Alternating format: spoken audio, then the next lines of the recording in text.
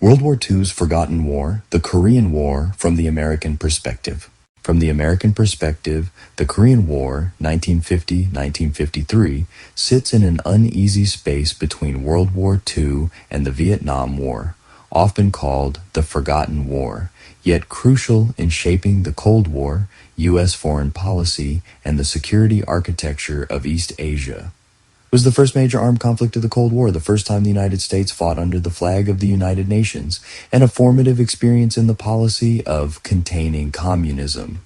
For the United States, Korea tested presidential leadership, civil, military relations, public willingness to fight a limited war, and the capacity to project power far from home only 5 years after the end of World War II.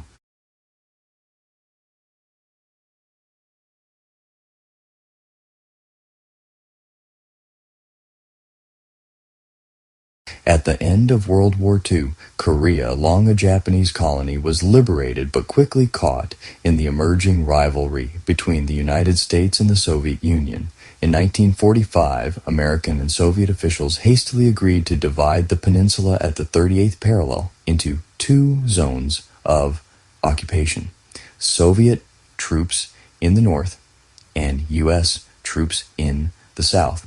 What was meant as a temporary arrangement hardened into a political partition as Cold War tensions deepened. In the north, the Soviet Union supported Kim Il-sung in establishing a communist regime, the Democratic People's Republic of Korea, DPRK. In the south, the United States backed Syngman Rhee and the Republic of Korea, ROK, a strongly anti-communist but often authoritarian government. Both regimes claimed legitimacy over all of Korea, and border clashes became frequent. From Washington's perspective, Korea initially seemed peripheral compared to Europe and Japan, the main theaters of U.S. post-war strategy. The Truman administration focused on the Marshall Plan, NATO, and containing Soviet influence in Europe. However, the victory of the Chinese Communist Party in 1949 and the first Soviet atomic bomb test dramatically shifted the strategic picture. East Asia suddenly mattered far more in the global balance.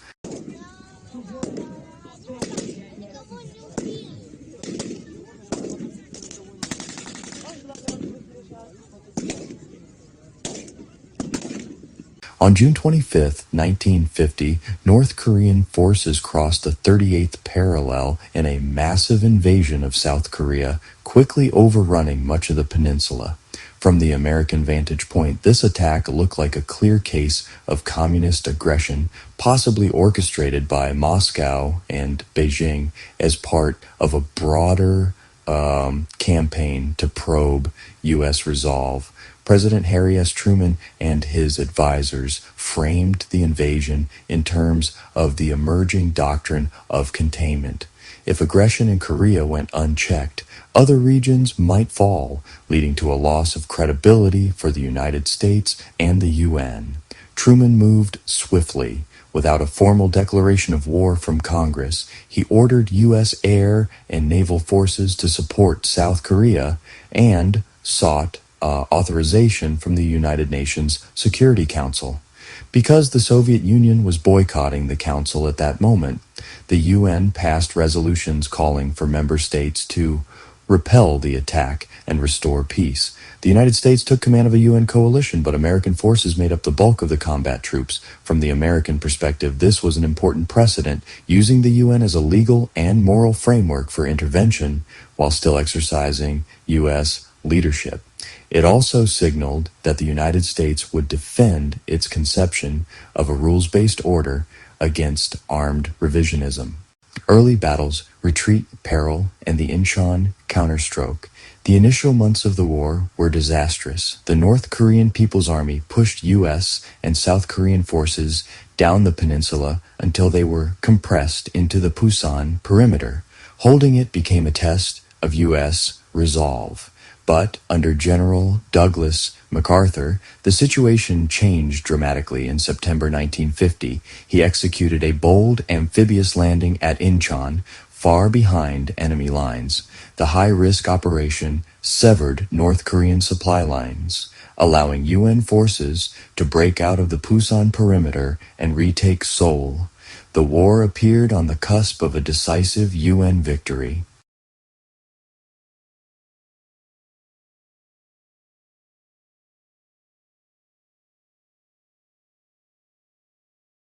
After the success at Inchon and the recapture of Seoul, MacArthur pushed northward across the 38th parallel towards the Yalu River, the border with China. Truman and his advisors faced a key decision: stop near the old boundary or press on to achieve full reunification. From the American perspective, the temptation to eliminate a hostile regime and create a unified pro-Western Korea was strong, especially amid optimism that communism was on the defensive after setbacks in Europe. Warnings from Beijing that Chinese forces might intervene if UN troops neared the Yalu were discounted by many U.S. officials and by MacArthur himself. The assumption was that China, exhausted by civil war and wary of U.S. power, would not risk a direct conflict. This miscalculation proved costly. In late October, and then in force in November 1950, hundreds of thousands of Chinese volunteer troops entered the war, launching surprise offensives that overwhelmed extended and underprepared UN forces. Brutal fighting in frigid conditions, most famously around the Chosin Reservoir, forced a devastating retreat. From the American vantage point, this was a shocking reversal. What had seemed like imminent victory turned into a scramble to avoid annihilation. The Chinese intervention transformed the conflict from a limited regional war into a major Cold War confrontation, raising fears in Washington that World War III might erupt. It also exposed the dangers of expanding war aims without fully assessing adversary intentions and capabilities.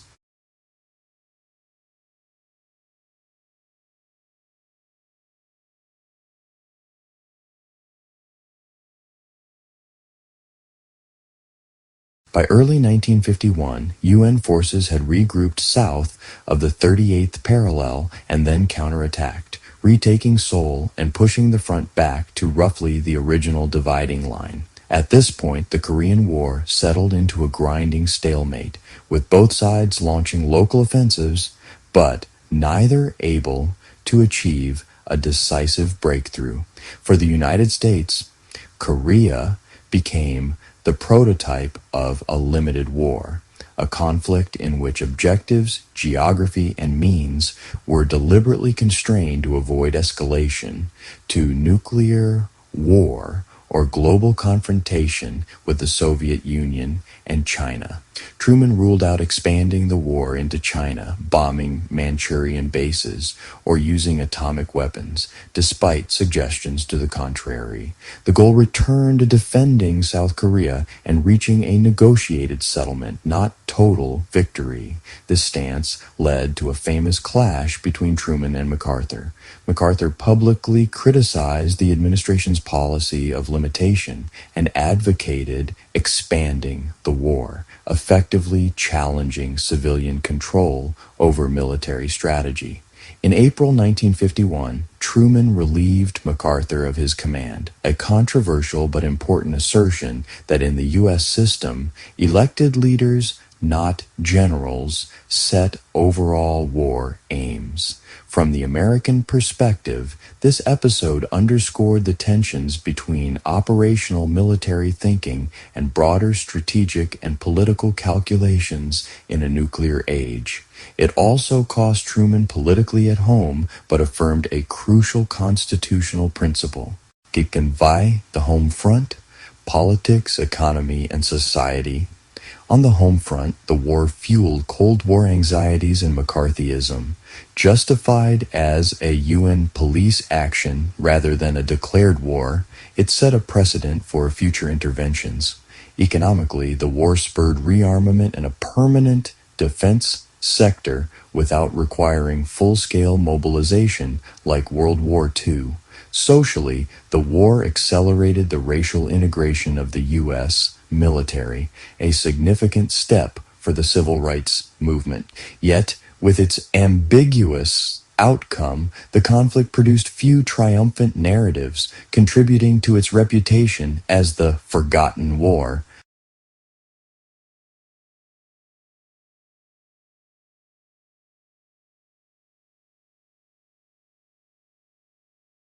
Armistice negotiations began in mid-1951 but dragged on for 2 years, reflecting both military stalemate and complex political disputes.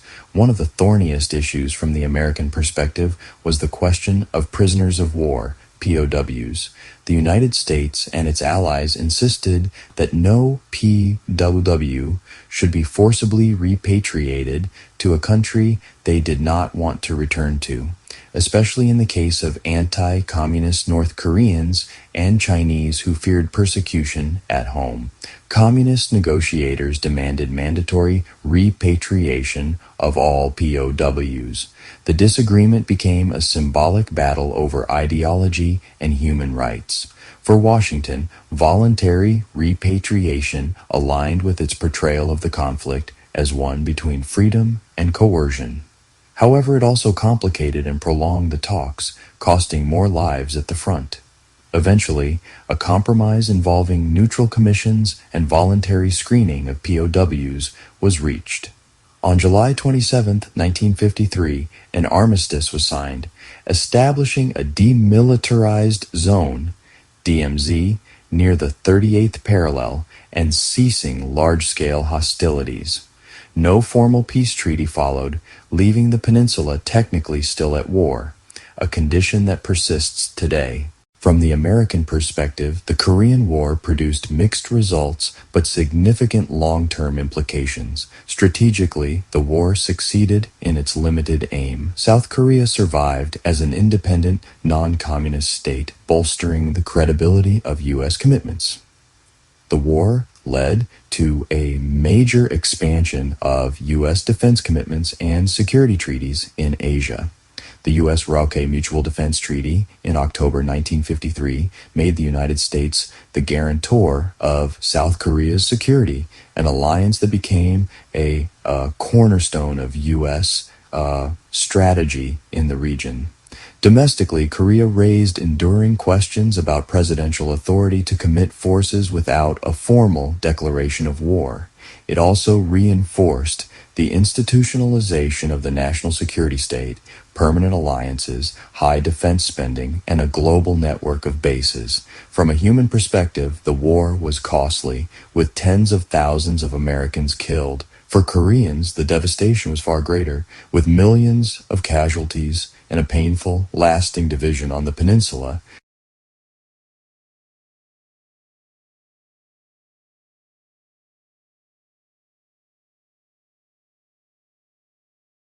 Despite its importance, the Korean War long occupied a marginal place in American collective memory compared to World War II. Several factors contributed: its limited objectives, lack of clear victory or surrender ceremony, relatively short duration, and its overlap with the Red Scare and early Cold War tensions. Nevertheless, from a policy standpoint, Korea was anything but forgotten. U.S. politicians, strategists, and military planners drew lessons about deterrence, limited war, alliance management, and the risks of escalation. All themes that influence Cold War and post-Cold War conflicts. Commemorations, memorials such as the Korean War, Veterans Memorial in Washington, D.C., and scholarship have gradually brought more attention to the war's significance and to the experiences of those who fought and suffered there. From the American perspective, the Korean War was a crucible of the early Cold War, a conflict that tested the new doctrine of containment, strained civil-military relations, and expanded U.S. security commitments across the Pacific. It showed that the United States would fight to uphold a global order against perceived communist expansion, but also revealed the limits of military power in achieving total victory under nuclear shadow. While often overshadowed in popular memory, the war left deep strategic, political, and human legacies. It cemented the division of Korea, entrenched the U.S.-ROC alliance, and helped define how Americans thought about limited war, presidential power, and global responsibility. In many ways, the dilemmas first confronted in Korea, how far to go, when to negotiate, how to balance ideals and interests, remain central to American foreign policy debates today.